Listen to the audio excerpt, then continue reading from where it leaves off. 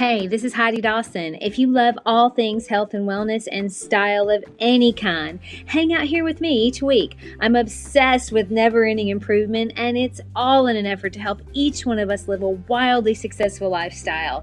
Subscribe today so you don't miss a thing. Hi guys, welcome to episode 379 of the Wildly Successful Lifestyle Podcast. How's it been going since we last hung out? Are you on the right track? Have you made that change that you told yourself you would? I hope so. If you haven't though, why not? What's holding you back? Is it you? Or is it your thoughts maybe about what others might think? Maybe you're worried about that. Let me ask you something. How would a week in your life look if you did nothing but what you thought was right for you? Could you do that? Or would you just feel too guilty? See, society says you should feel guilty for creating a life designed around what is best for you. But what is the alternative to that? Well, it's living a life beholden to what other people want for you or from you. I mean, that doesn't even feel right to say it.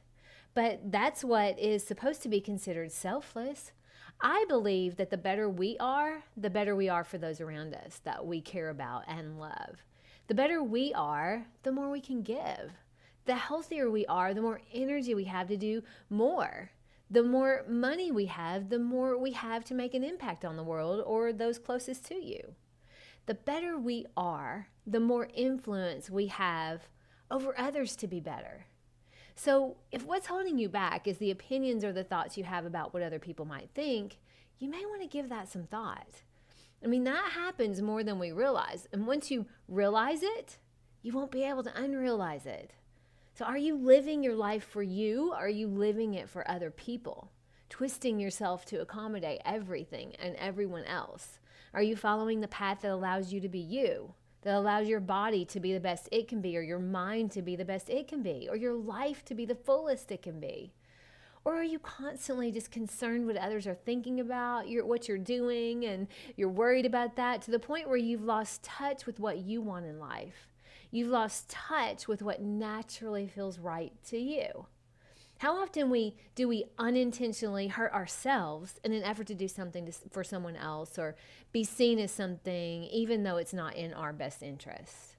So, for instance, like I should go to this church because everyone in my community does or my family does. Or I'm scared to lose weight because it might alienate my friends that are overweight. Or I should buy this new car because my clients will think I'm more successful. Or maybe I should raise my kids this way because that's what society says I should do.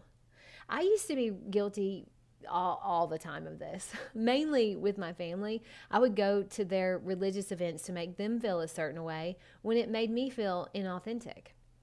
I would give them false hope that I was halfway still interested in their religion in an effort to manipulate how they saw me or treated me.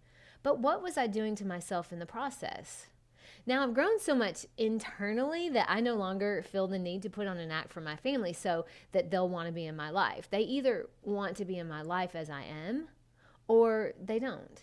Now, I'm not putting on an act anymore, to the point to where the ones that can't tolerate that are no longer in my life, and that's their decision, and it's one that I can live with, and I do live with it, and it's just fine. Now, those are big kind of relationship altering things that maybe you have some of that you're dealing with too, or maybe not. But how often are we doing it in our day-to-day lives where we're so worried about whether people do that it affects everything we do?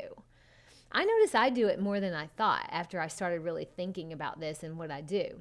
Now, I'll give you an example. I love to run. It feels so invigorating. I mean, I would try to run at least 3 times a week, and this was on top of my other workouts with weights and yoga.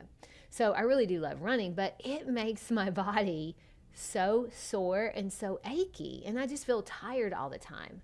But more importantly than that, from the act where I track all this stuff, I see that whenever I run, almost from the instant I start running, I'm burning sugar instead of fat. But that's almost the entire time I'm running. So not only is my body sore, I'm actually burning sugar, not fat. So it's not good. So my trainer, Kevin, we talked about it, and he suggested slowing down and walking instead of running. To which I completely balked, and I said, I am not an old woman. I am an athlete. But he's been so right before, so I promised that I would give it a try.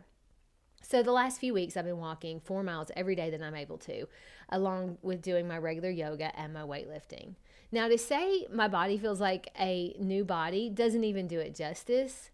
But also, I'm in my fat burning zone for about 45 to 55 minutes every day. And that's huge. So me walking instead of running, well, it's not what in my mind I identify with an athlete, actually burns more fat. At first, though, this is why I'm telling the story. As I was walking, okay, I'm walking down the street on the sidewalk, and I would pass a runner. And I found myself wanting to justify why I was walking. I wanted to shout out that I'm a runner too, but I'm walking as an experiment. How silly is that? I realized at that point it was about the thoughts. It wasn't about the thoughts that I had about myself. It was about the thoughts I was having about what others would think about me. I wanted to be seen as a runner. I wanted other people to view me as an athlete, even though running really does hurt my body. And those were really subtle thoughts I was having, and they weren't obvious to me until I really started thinking about it. So I realized, though, I needed to have a new thought about walking.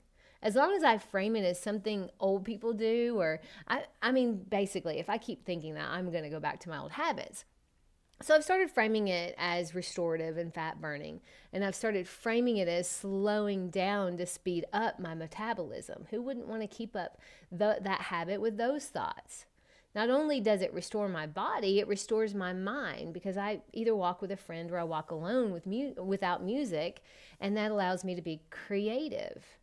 So why do I feel the need to be anything other than what I want for myself in order to impress someone else?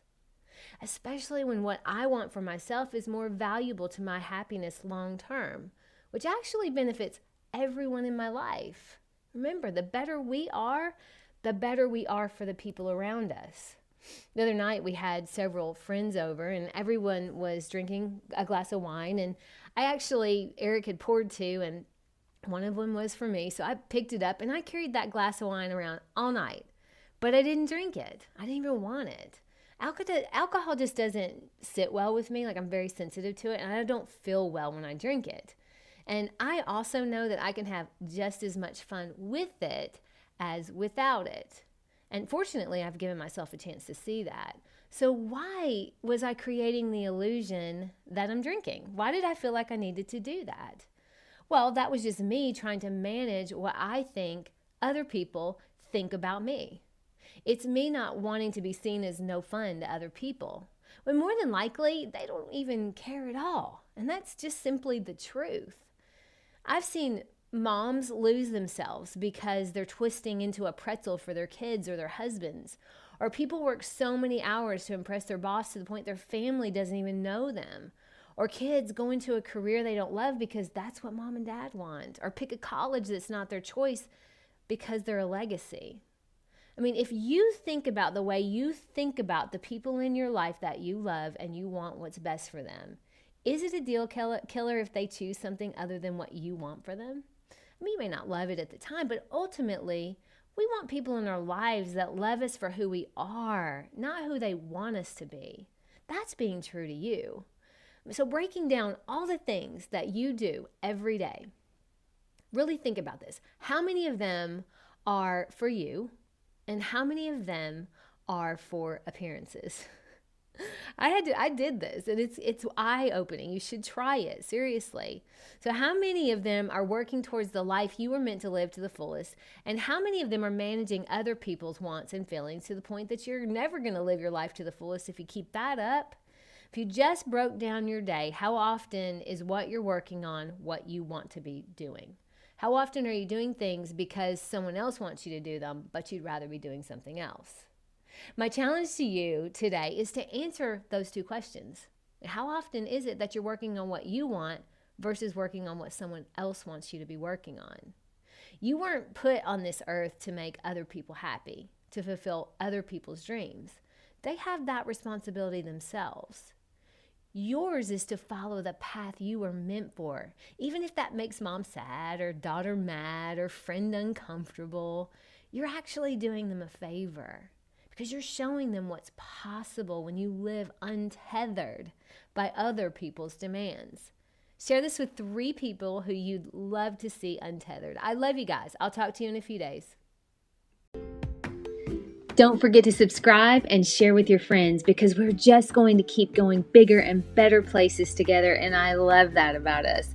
Talk to you in a few days.